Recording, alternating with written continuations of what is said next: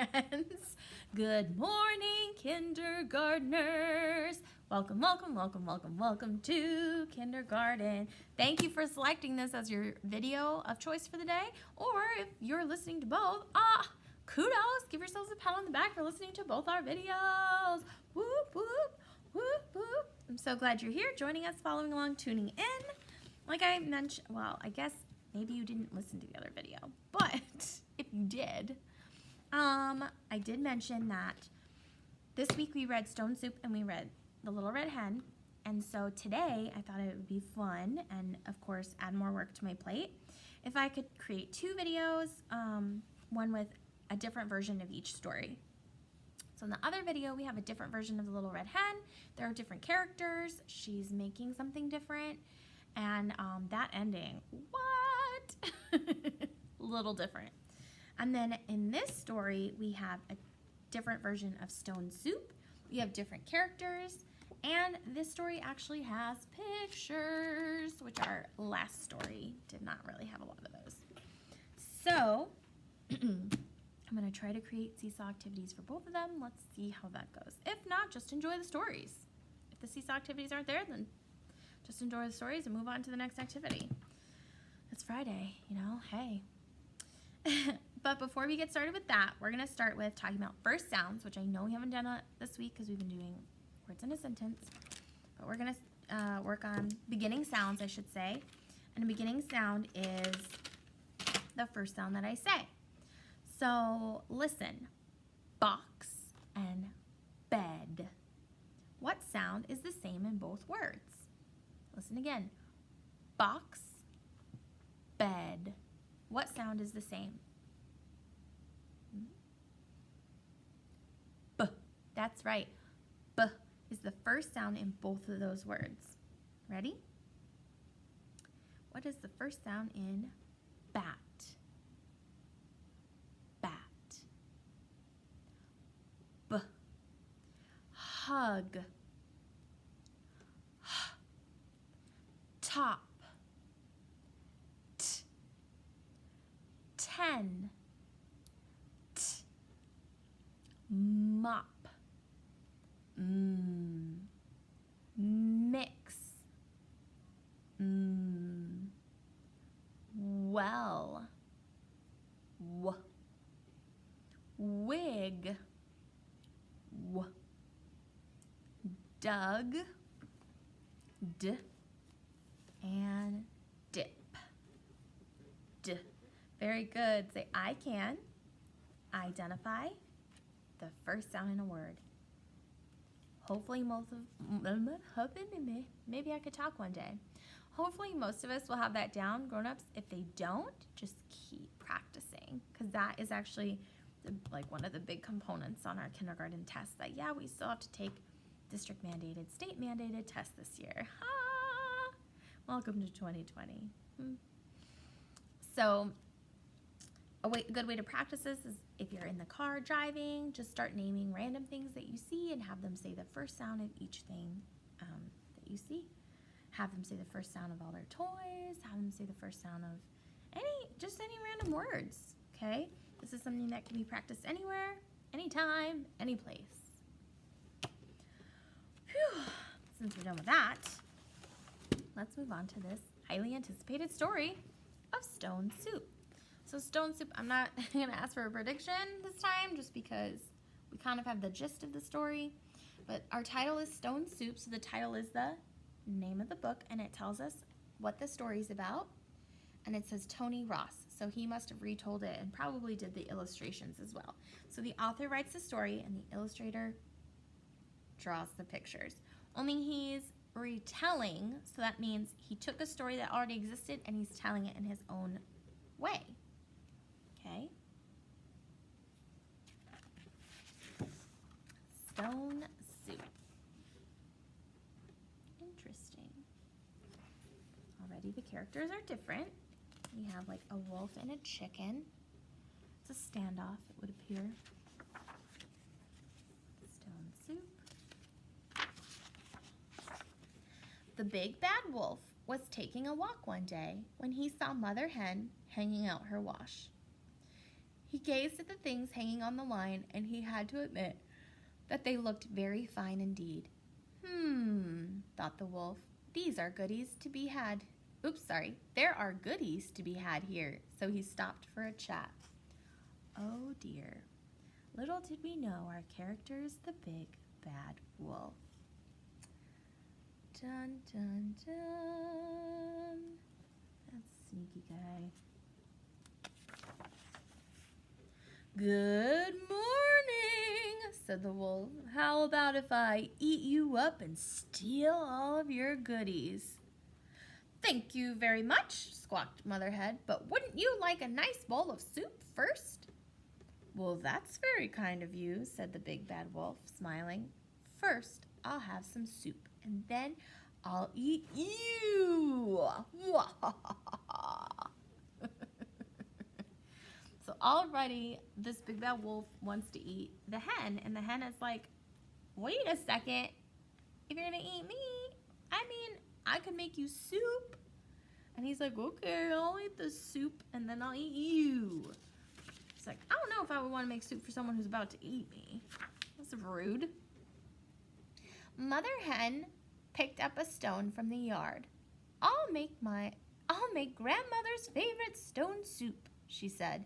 It's a very special treat. Well, it must be, said the wolf. I've had soup at all the best places, and I've never heard of it. Mother Hen boiled some water and dropped the stone into the pot. Okay, so already this is different because, like I said, our characters are different. The last story, it was like about a traveler in the village. And this story, we have the big bad wolf and the hen. But they're doing the same thing.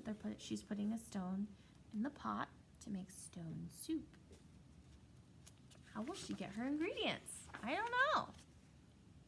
The wolf didn't believe you could make soup from a stone, so he sipped a spoonful. Phew! He spat. It tastes like hot water. Well, of course it does, snapped Mother Hen. It needs a little salt and pepper to bring out the flavor of the stone. While I season it, why don't you wash some of the dishes? Okay, said the big bad wolf, laughing. Wow. Look at this smart hen. So she's putting her salt and pepper, not parsley, but salt and pepper, while she has him doing the dishes. Look at that tiny apron on his big gut. Oh dear. And that's a lot of dishes to be done. That would drive me crazy.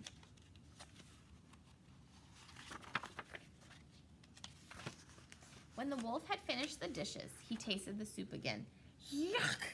He howled. It's worse. Now it's just hot, salty water. Maybe a couple of carrots will help the stone to cook, said Mother Hen. While you're waiting, perhaps you could vacuum the house. Okay, said the big bad wolf, grinning. What a smart chicken. She had him do all her dishes, and now she's having him vacuum in a tiny apron.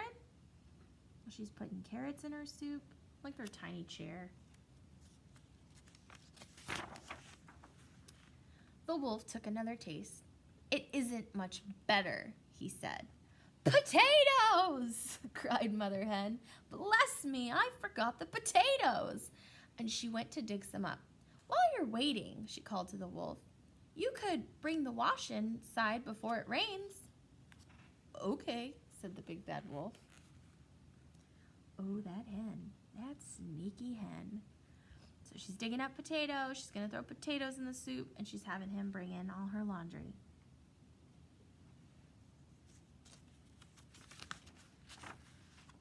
Mother Hen let the wolf taste the soup again. It's better, he said, but not quite right. Oh, sorry. But not quite right, fussed Mother Hen.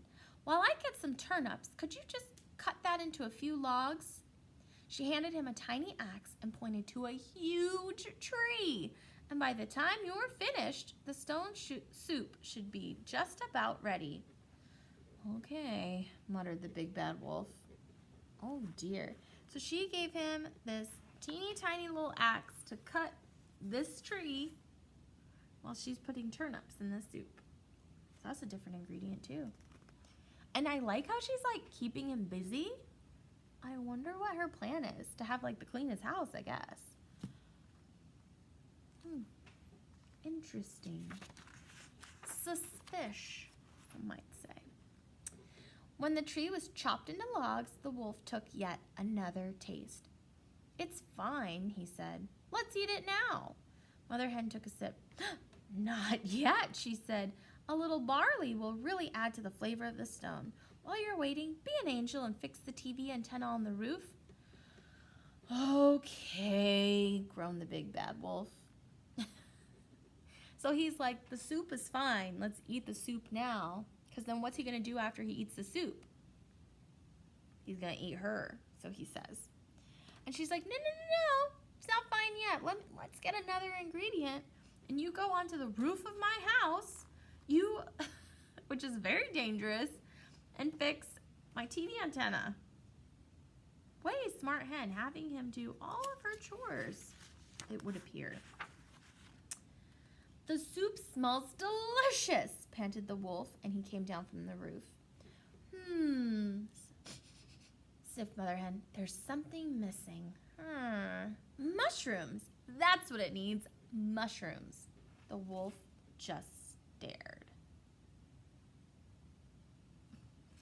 "While you're waiting for the mushrooms to simmer," said Mother Hen, smiling, you just have time to sweep the chimney." "Okay," snarled the big bad wolf. So he's ready for that soup. And she's like, "No, I still need mushrooms." And there he is, cleaning her chimney.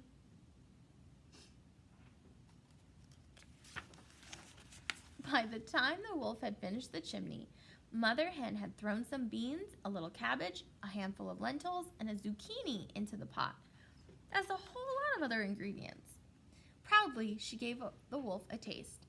He was delighted. "Who would have thought," he sighed, "that a simple stone could make such a glorious soup?" Look how dirty it is from the chimney.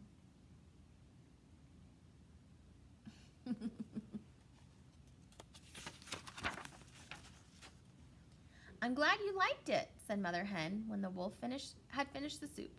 "And now you can eat me." "I couldn't," burped the wolf. "I'm too full." "Imagine that," said Mother Hen. "Then you'll just have to steal my goodies and get away." All at once, the big bad wolf leaped to his feet. He gave a terrible roar, and then, oh dear. So look how full he is. And then here he is giving a big roar. I don't know what's going to happen.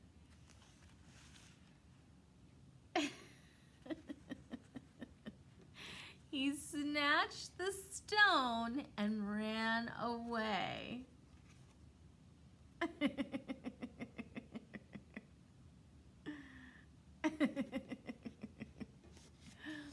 What? You're gonna have to then you'll just have to steal my goodies and get away.